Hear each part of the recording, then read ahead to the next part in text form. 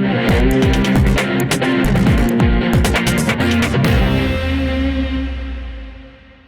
I'm Brent. Thanks for joining us. I'm here with Steve Paul. Now, Steve's been with our company for 10 years, and we wanted to do a little piece on career advice from a boiler technician. Steve's been doing that a while, and he knows what it takes, and he knows what's important, so I hope you enjoy the information in the interview.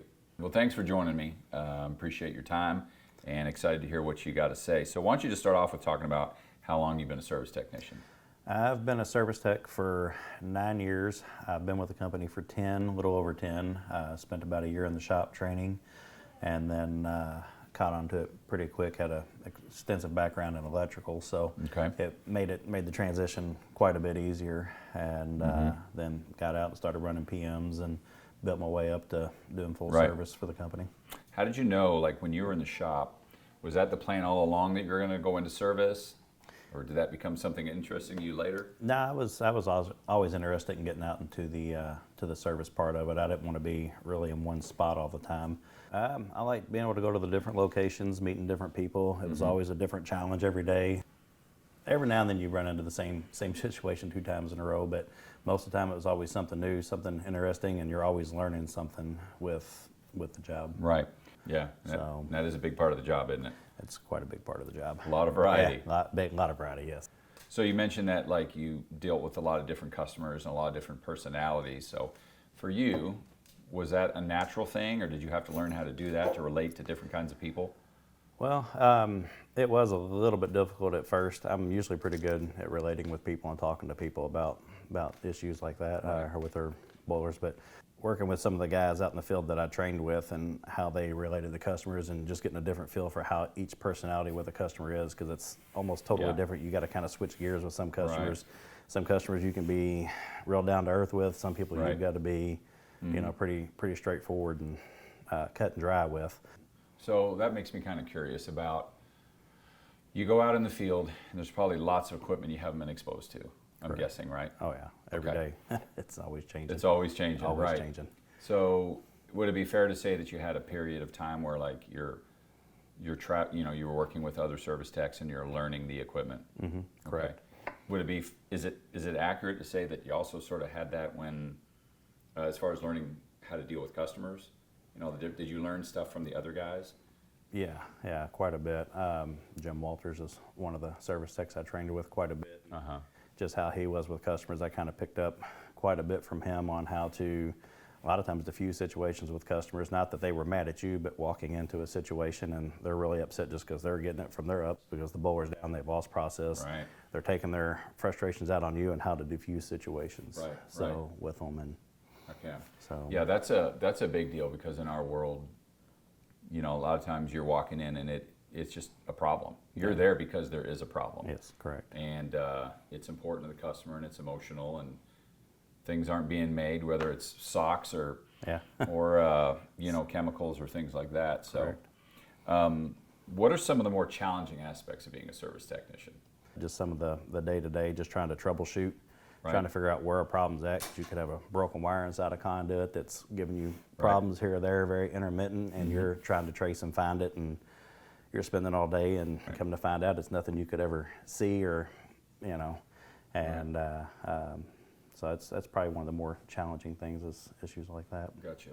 I think you're doing a really good job framing up. There's a variety, there's different environments, there's different customers, there's new technology, that you have to stay, on top of. And I kind of wanted to transition into, hey, if someone was entering this field, knowing all that stuff, what advice would you give to somebody that's not, doesn't know anything about this field? They would need to be really open-minded to things, just because we were talking about, there's so many different things you're always learning, and you can learn something from a new guy just as much as a new guy needs to be able to listen and be able to take what a senior tech or whatever is telling them. I mean, it sounds like you really want to be curious. Very. It's always curious. When you go in, I mean, customer may say, hey, I've got a problem, and you're going in and they're having low water issues. You go in and look at it and say, okay, the float's stuck, Right. And the whole issue, you go in, you see that right away, you fix that and you leave. And you should have went over to the feed water Right. system, looked at it to make sure that the pumps are running right, putting out the right pressures, check valves weren't going bad, bleeding Right. by, causing, feed water issues. You always need to look past the one problem that you might find and look for several other issues and make sure everything through that whole system is working properly. What do you think it takes, being fair that there's a lot of different personalities and a lot of different skills, but what are some of the key traits that you think makes for a successful service tech? Well, one, to have good communication skills, to be able to talk with the customer, figure out what issues they're really having, because sometimes they don't really understand what is going on and how the boiler really works, and trying to break down to figure out from what they're telling you. So communicating back with them and trying to figure things out.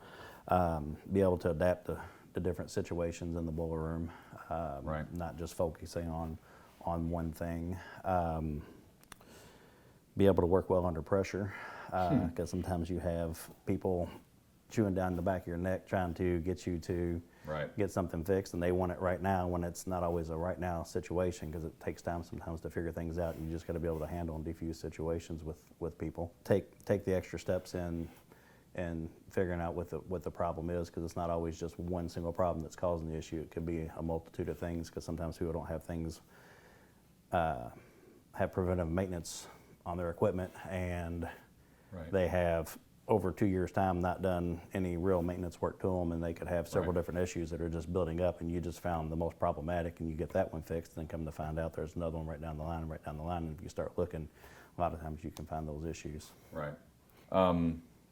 Here's a great question.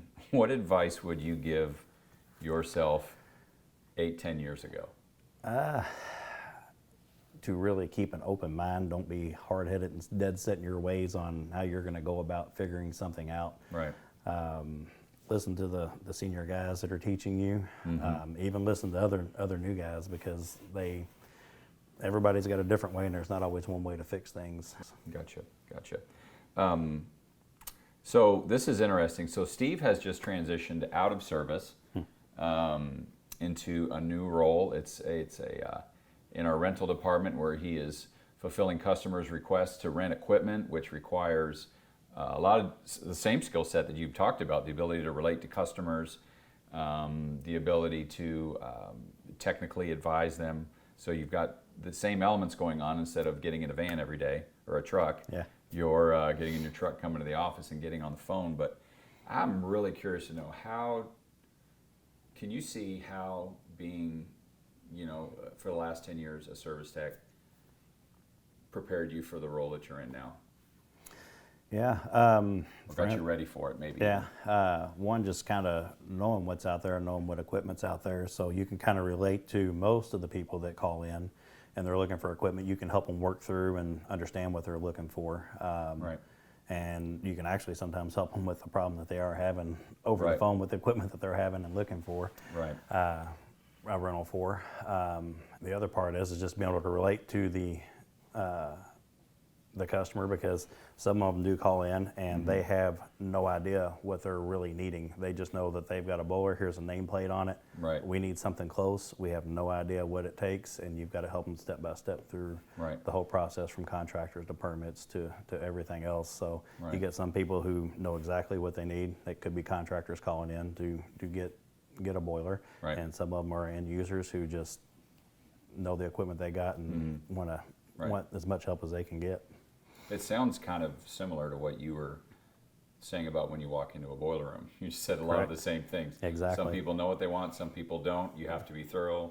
You have to ask more questions, and when you get the answer, you have to dig a little deeper to find all that stuff. So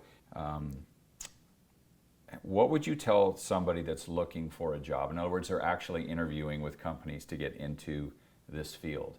How would you counsel them on, hey, here's what you ought to be looking for in a company? I would look for a company that has a little bit of history, good reputation, and in reputation go with a company whose customers really like them, who respect them, a company that will be honest with their customers, whether they have there's been an issue, something's wrong, that they don't try to cover it up. They go back to the customer and they're straightforward with them and say, hey, we've messed this up, or something's happened that shouldn't have, and we want to make it right. Any last thoughts on, career advice for people that are either maybe 2 to 3 year folks that are in the field, or someone that's kind of new to the field? Well, well, being new to the field, just be ready to. It is a service job, and it is not a regular 9 to 5 job. You've got to be kind of ready to go at any given point, because it is a 24-hour world out there, not a 9 to 5. So, and just be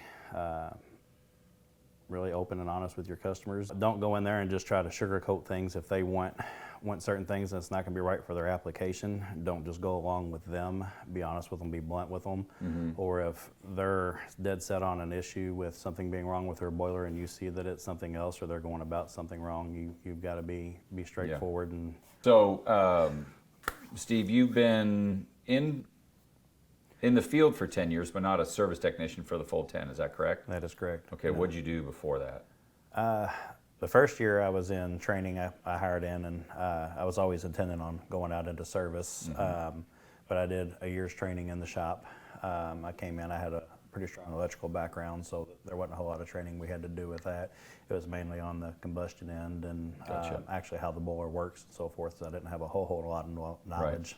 I didn't have a whole lot of knowledge in the boilers themselves. I had a general idea, but did the training with that, and then spent a year training in the shop, and went out into service, started running PMs and training with some of the senior techs, and started running with those guys. And then after about 6 months of that, they released me to start doing PMs and running small service calls local myself. The electrical background, that's a lot of the boiler world is electrical. Everything from the wiring to the controls, because you've got drives, you've got motors, you've got switches, all kinds of components on the boilers for safeties and the operation of them. The industry, steam, where people are using steam, is it growing? Is it vibrant? What do you see out there? Oh, it's definitely booming. There's more and more work coming. Every year it seems like it's just never ending. Different companies, we're always going to new places. How many new customers we're always picking up. And you haven't been bored? Oh no, not at all. There's nothing boring about it. A little stressed out every now and then, yes, but bored, no. The industry's booming, and the amount of work there's quite a bit, and just trying to keep up with it all. And All right, so let's wrap up. Why don't you give us your final word? Do you have any last piece of advice for someone looking to get in the industry? Yeah, it's a great industry to get into. Like we said, it's booming, it's growing. There's a huge need for service techs, especially in the boiler industry and what we do. In the 10 years I've been here, I've never been laid off, come close to being laid off, even through COVID. We hit a slowdown of almost like a normal 40-hour week here and there, but it was a rarity that you're ever below 40 hours. You always get your time, and it's a great field to get into. I know you get into some other fields, there's hit and miss on jobs, but in this industry and then in the service, it's every day. I mean, 7 days a week, you can get as much overtime, I guess, as you want. Good stuff. So, yeah. So when people are looking to enter the industry, what other things should they look for in a company? I would look for a company that's growing. That way, if you get into, like what I did, I got into the service side of it. Really enjoyed it. Did it for 10 years, and now I've moved on and moved into the rental department. So going into a company that has growth going on, that if you decide to get out of service or you want to move on and stay with a company, especially if you're with a really good company, then you can expand your horizons, move into a different job, whether it be project management, sales, wherever it takes you. Now, did you know that you wanted to move into a different role, or did this just kind of evolve? It just kind of evolved. Life changes, things like that. I've been working in the industry, not just rental. I've been working in the industry, not just in the boilers, but in electrical, out in the field for 20 plus years now. And it takes a toll on the body, and I just decided, I actually wanted to move out in about 5 more years, but an opportunity presented itself to me, and to move into a different role, and I thought it was a good time and a good transition to make that move. Interesting. Cool. Well, I want to thank Steve for being here and sharing his wisdom with us. He's been there, seen there, done it, so he's got a lot of great advice. I hope it's helpful to you if you're looking to get into the industry, whether you're just joining the workforce or whether you're moving over and it's you've been in the workforce for a few years and you just think that this industry would be a place for you to land. I'm telling you that it is. It's growing. It's dynamic. There's new technology coming into it. There's a lot to learn, Oh, yes, for sure. definitely. And the teamwork is exceptional. So we hope that you will join us in the STEAM industry. If you're ever interested in any careers at WARE, you can go to our website and go to our employment page, or you can call us. We'd be happy to talk to you. Thanks for watching.